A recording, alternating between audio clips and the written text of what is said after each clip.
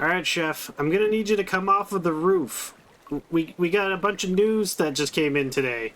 Some of it's about how you're gonna be less annoying. I don't think it gets rid of you being on the roof, but... Alright, well, let's go into the news. So I think I'm just going to run some B-roll while we go over a bunch of these topics here. I don't plan to read all of this out. Essentially, the community managers have posted some replies to community hot posts.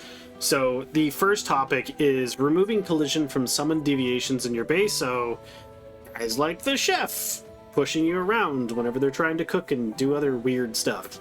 They plan to resolve this early December. For the second topic, it's all about the Chaosweavers. I've seen nothing but so much hatred for Chaosweavers and the entirety of Way of Winter, but essentially people have problems with the ability for them to destroy their houses and their lack of being able to kill them without them being big bullet sponges. A lot of builds don't work on them, stuff like that.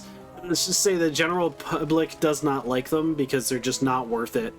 So in late November, they're planning to increase the deviations you get. So they're going to be 4 and 5 star activity and energy ratings. And they're also going to give us more raw chaosium, which I don't think that really matters.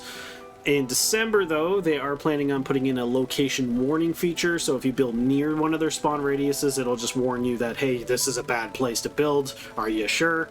And then they also want to add in an automatic feature. If the Chaosweaver destroys any of your stuff, it'll go straight to your vault. Now, temporarily, they've done a second post here about how they're going to be disabling the ability for Chaosweavers to damage buildings entirely. And I think that's effective immediately because of the player feedback of everybody's basically quitting Way of Winter because they're losing their houses, even though personally... They put out a map as to where these things were, so I think it's kind of crazy that people didn't move. Like, I saw Reddit reports and even on my server, people complaining about their bases being destroyed. And this was like 3-4 days after they put out the official map of here's where all of their spawns are. So all those people that didn't move, I mean, I guess maybe they only come on the weekends or something, and that's why that happened to them. I'm not sure. I get it, it sucks, but at the same time, the entirety of this game has got us in a cycle of kind of having our stuff taken from us and rebuilding, so I feel like it's not that big of a deal to lose your base. You just kind of rebuild, but at the same time, I'm a PvP player, and this is a PvE scenario where a lot of people want their stuff to be permanent, so I guess that's why there's a very different mentality coming into this game from a PvP perspective and a PvE player. So with that being said, hey, your bases should be safe now. Topic number 3 is a change of the appearance of silver ore for a better differentiation. So I honestly kind of forgot that silver ore looks so much like tin ore and aluminum ore because I've been playing for over 1,600 hours. So I've just gotten used to exactly what it looks like, but I mean, way back when I first started this game, I could not tell the difference, and I always thought, why is the silver ore not just like the gold ore, where it's nice and large, but silver colored? That would make it super easy, so I don't know what they're implementing, like when they're implementing that. They said that they're launching it soon, so I'm assuming it's just going to look like the gold ore, but silver. For topic number 4, they are going to, and this is where this heavily comes in for my channel with a lot of my loot crate videos, they're revising the loot crate pricing and item distribution. Now this one I am going to actually read out loud because I think this one's really important and there's a lot of details in here that we have to kind of really dig into. So, since the launch of the loot box, we've received many suggestions from players regarding the purchase experience. Therefore, we will make adjustments to these purchases by January at the latest. Now, when they say purchases, they don't say prices, like they're not specific, so this could mean many, many different things. We hope to address player problems due to the expensive prices, bundled sales, and the lack of direct purchase options. We hope that by addressing both direct purchase options and by implementing more frequent sales to reduce overall purchase prices, the shop will be a more enjoyable and fair experience for all of our players.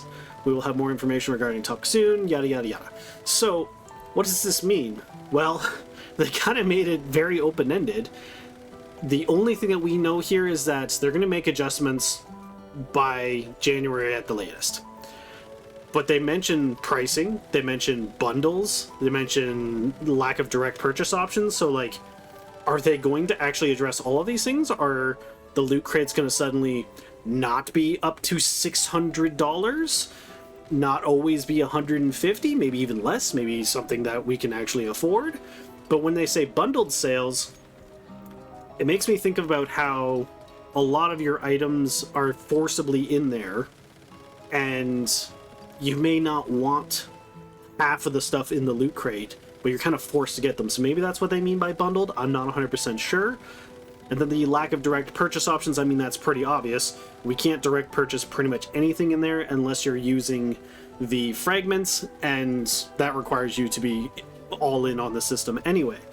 So my personal hope, and I've discussed this, I think, in one of my first or second loot crate videos, about how ideally I think that, one, you should be able to earn the currency to be able to purchase them, but I don't think they'll go that route.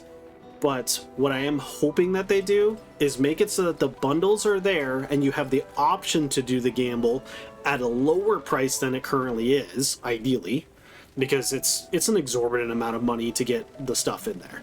But then hopefully I would say the lack of direct purchase options, I'm hoping what that means is that they add the option to directly buy anything that is in the loot crate for a direct price. Now, that would basically mean that they would be overhauling the entire system. And that's honestly what I think every player hopes for. I personally hope that they're overhauling the whole thing, and I'm hoping they've not been making money on it.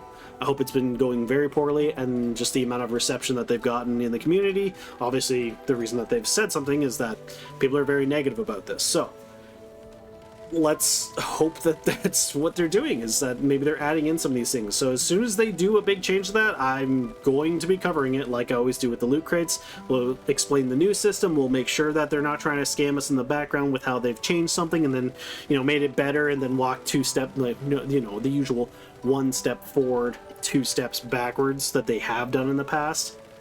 Now, the reason that I'm somewhat hopeful for this, but I'm also somewhat scared. The reason for this is this video was originally going to be all about the new cosmetic that came out. I was about to come on, and before all this news dropped, I was going to say, hey guys, we need to buy the Polar Ghost set. Why? Well, the two top comments in my loot crate videos are all about how the skins are very Fortnite. They don't have anything that seems very in-universe, more military style, and they're all in loot crates. So we want more direct buy, and we want more in-universe style skins. So Polar Ghost set is a direct buy, and it looks very in-universe, especially the current scenario being Way of Winter. We now have a winter camo ghillie suit, essentially, and this set's great. And then I looked at the price, and I realized for some reason they decided, hey, this one's going to be almost double the price of all the other skins, matching only two other skins, one being the Shadow Panther set, which has extra effects going through it, the lightning and all that, and the other one is the Raven Feather set, which again has extra added effects with the feathers kind of like floating off of it, and there's nothing like that on this set. It's just a set. It's a normal set similar to any of these other 1200 ones. The only difference is that it's what we've been asking for. We've been asking for in-universe style gear, and I'm not sure if they're preying on that. Like they know that we want to buy it, and because we've been saying it, so they decide, hey, let's jack up the price on this and see if it sells. Or if what they're doing, they just kind of like, I don't know why they would have done this. This is going to pollute their data. If they put this in for the 1280, like all of these other sets, and the main difference between it is that it's the only set that really feels like it would actually be part of this universe, barring maybe a couple of these being somewhat Vulture-esque, but I mean, it's still a bit of a stretch for the vultures to wear that stuff even. So if they put it at 1280, I'd be sitting here telling every single one of my viewers, you should buy it because it's would show that this is what we want. Please make more of it at this price point.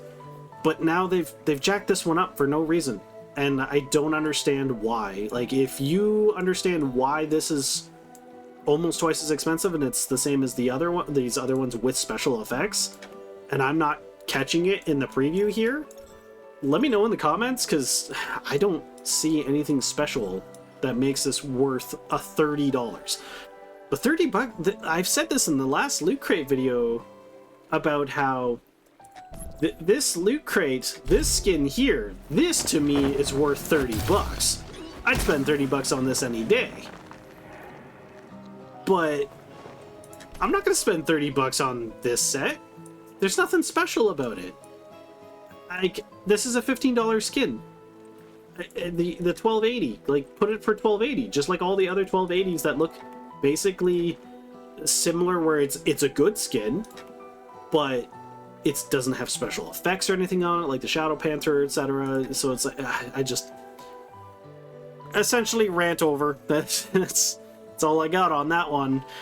So we'll move on to the final subject here. Their plan to eliminate boss immunity to damage mechanics.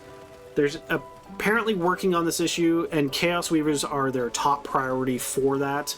The two links that they cite are about how the Chaosweavers are immune to a large amount of builds, and I mean, especially like the fire and ice themed ones. In Way of Winter, you're fighting Chaosweavers that are fire and ice themed, and you're pushed into fire and ice weapons, and then they're immune to them? It just doesn't make sense. So finally, the community backlash on that, they're finally doing something about it. So ultimately, all the news that they gave is really good because they're seeing our feedback. They even cited where they found the feedback. So there's some from Reddit, some from Discord, and they said, this is where we saw it, this is what we're responding to, and they basically planned out. It's either going to be November, December, or January, depending on the situation. We have to see as a player base if they follow up on this based on what they've said they're going to do. And I know everybody is just waiting in anticipation as to what is this revision on Loot Crate pricing that is coming at the latest of January. We'll have to see on the next one. Alright, Chefasaurus, the video's over, so you can come off the roof now. Is he actually going to come down? You're not going to come down, are you? Say goodbye to the audience, Chef. No? Alright.